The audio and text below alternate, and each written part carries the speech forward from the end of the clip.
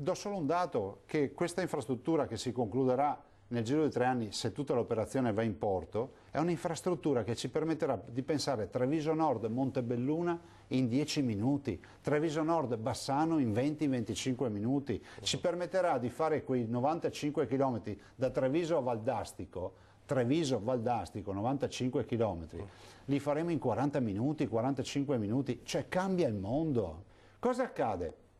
Accade che i comitati non vollero questa infrastruttura, fecero un casino assolutamente boreale, come si dice, si abbandonò questa infrastruttura che a noi non costava niente e siamo passati da un'autostrada con 2 corsie per ogni senso di marcia e 25 più l'emergenza e 25 metri di larghezza della carreggiata a una superstrada con 2 corsie per ogni senso di marcia con la corsia d'emergenza e larga non più 25 metri ma 24 metri 50. Questo è stato l'impatto ambientale attenuato passando dall'autostrada. Altra cosa. Con un particolare, anche qui me lo lasci dire, che la superstrada pedemontana veneta fin dal suo primo giorno nelle carte è sempre stata una superstrada a pagamento. Ecco, però adesso lo ritorna, per lei non doveva esserlo. No, è sempre stata a pagamento. Quindi è quello che i territori...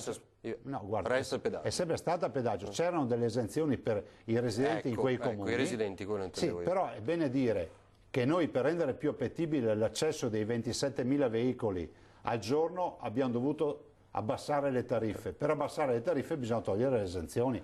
Però oggi cosa vuol dire? Vuol dire che Avarino, che non è residente a Volpago del Montello, ma magari per lavoro va da Bassano a Treviso, pagherà rispetto a prima il 23% in meno di pedaggio, perché togliendo le esenzioni si è riusciti ad abbassare i pedaggi in modo tale che ci sia un'equa divisione del benessere e non sia focalizzato solo su alcuni.